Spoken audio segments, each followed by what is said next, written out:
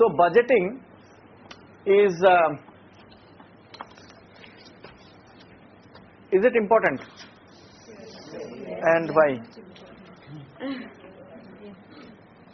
Because in the morning we saw that we have some income and we have some expenses, right? And in the earlier times, over a phone call money used to come. Many of the social activists who have lived in the 60s and 70s, they would say that, why budgeting? We just call and money comes. We used to call that time, there's a problem, and send some money, and then donors used to send. So times have changed, no? And budgeting is an important step, but budgeting is the second step. What is the first step? Say it loudly. Planning. Because without plans there cannot be any budgets, right? So planning in financial terms is what budget is all about, right? So first you have a plan, then put figures into it, and that becomes your budget. How many types of budget an organization should prepare? Annual budget, midterm budget, project wise, okay. And should there be an organizational budget? Yes. There should be an organizational budget.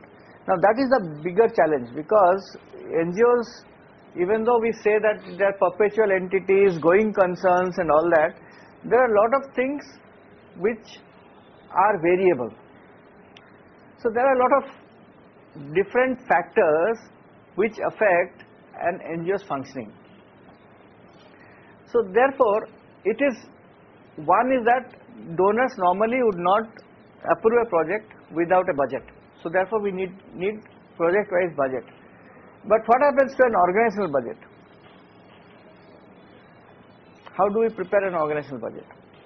So this is something that we need to understand a bit. You see, in a small organization, there is something called, okay, let us put it this way.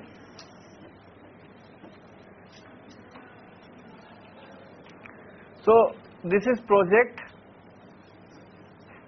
A, B, C, D, and let's say this is organizational. And then this is the total budget, let's say.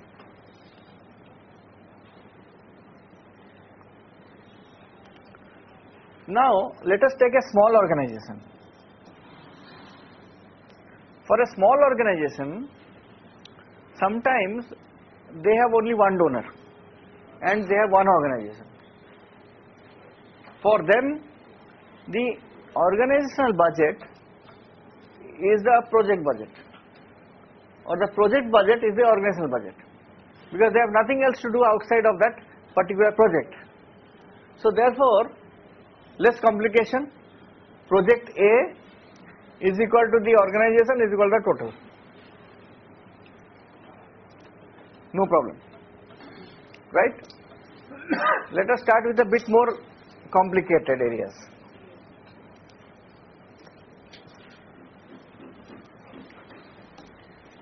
Then let us say that the organization has grown. This small organization has got one more project. Here there is no problem, because that's an organization and the project both were same, right? Now the organization gets project B apart from project A. So project A was covering the overall organizational cost and all that. Now when project B came, this donor of project A started reacting.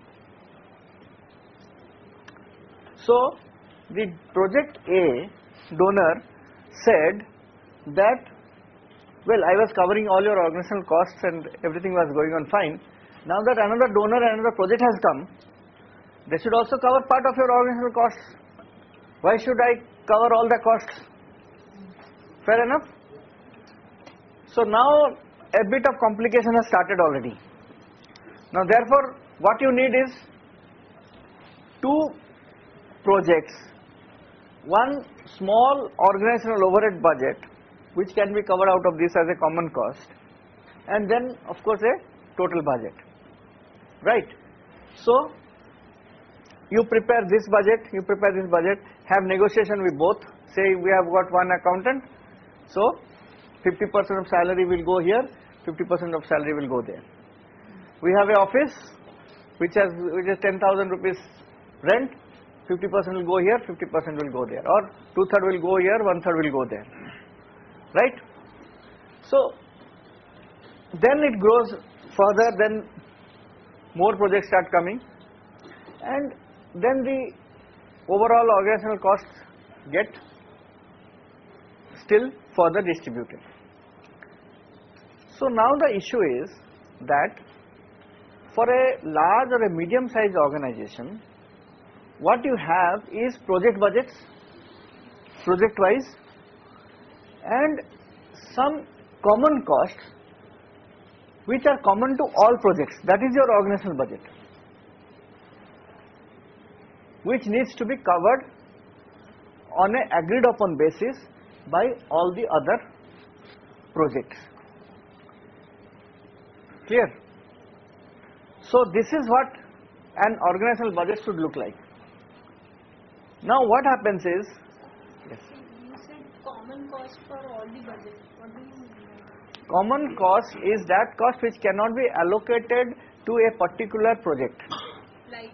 Like for example, an accountant salary. An accountant is doing accounting of all the projects. The executive director's salary, or the support staff, electricity, water, office, rent, all that. So those expenses will be part of this organizational budget, which will get absorbed by various other projects. The challenge is also that these projects might have different timelines. Like for example, project A might be for 3 years, project B might be for 1 year, project C might be for 2 years, right? So it is important to prepare an annual breakup.